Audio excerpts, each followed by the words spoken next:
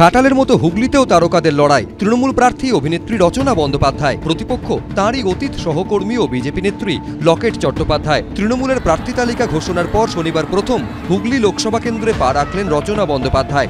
সিঙ্গুরে ডাকাতকালী মন্দিরে পুজো দিয়ে প্রচার শুরু করলেন তৃণমূলের তারকা প্রার্থী। যে কোনো শুভ কাজ শুরু করার আগে আমাদের ঠাকুরের আশীর্বাদ নিয়ে শুরু করা উচিত। মায়ের মন্দির দর্শন করে ভালো লাগলো, মায়ের আশীর্বাদ না থাকলে জীবন চলতেই পারবে। কালী পুজোর পাশাপাশি শিব পুজোও করেন রচনা। পুজোর পর সিঙ্গুরে দলীয় কর্মীদের সঙ্গে জনসংযোগ করেন হুগলির তৃণমূল প্রার্থী। সারা ভারতবর্ষের মধ্যে সিঙ্গুর হচ্ছে প্রথম আন্দোলনের জায়গা, যেখান থেকে তিনি লড়াই শুরু করেছিলেন। আজকে রচনা বন্দ্যোপাধ্যায় লড়াই শুরু করলেন। 100 ভাগ আশাবাদী, আমি আমার 100 ভাগ দেবো, তাই 100 ভাগ আশাবাদী। মন্দির থেকে বেরিয়ে এলাকায় নিজের নামে দেওয়াল লেখেন রচনা। জয়ের বিষয়ে আত্মবিশ্বাসী দিদি নাম্বার 1। সোমনাথ মিত্র, এবিপি আনন্দ, হুগলি। প্রত্যেকবারই তারামার এখানে পুজো দিয়ে শুরু করি এবং তারামার আশীর্বাদ আছে বলেই আমি বীরভূমের ক্যান্ডিডেট হতে পেরেছি এবং আমি সেটা মনে করি। তারাপীঠে পুজো দিয়ে প্রচার শুরু করলেন বীরভূম লোকসভা কেন্দ্রের তৃণমূল প্রার্থী শতাব্দী রায়। এই নিয়ে চতুর্থবার বীরভূম লোকসভা কেন্দ্র থেকে তৃণমূল প্রার্থী হলেন শতাব্দী রায়। এতদিন ভোটের প্রচার থেকে রণকৌশল তৈরি, সমিতি তার সঙ্গী হতেন অনুব্রত মণ্ডল। এবারে প্রচারে বেরিয়েও পুরনো সতীর্থর কথা মনে করলেন শতাব্দী রায়। ভোট কৌশলী বলতে সংগঠন নিশ্চয়ই ওনার ছিল, উনি সেই হিসেবে সংগঠনটাকে করেছেন।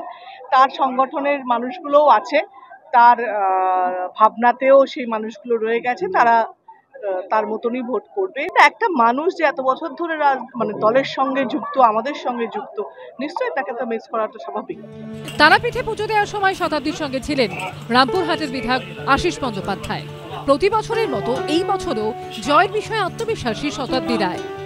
বীরভূমের তৃণমূলের গোষ্ঠীদ্বন্দ্বের বিষয়টিও উড়িয়ে দিয়েছেন তিনি। ভাস্কর মুখোপাধ্যায়ের রিপোর্ট, এবিপি আনন্দ, বীরভূম।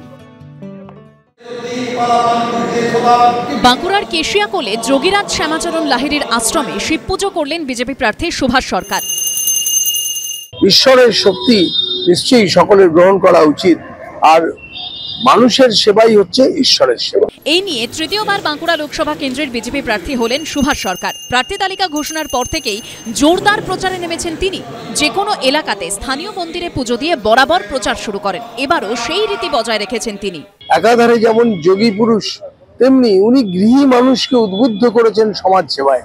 তাই আজকে ওনার পুজো দিয়ে সমাজ সেবার ব্রত যেটা নিয়ে আছি আমি, সেটা যেন আরো ভালোভাবে পালন করতে পারি এবং আগামী 5 বছর বাঁকুড়ার মানুষের সেবা করতে পারি, এই নিবেদন করলাম। 2019 সালে বাঁকুড়া থেকে জয়ী হওয়ার পর কেন্দ্রীয় শিক্ষা প্রতিমন্ত্রী হয়েছেন সুভাষ সরকার।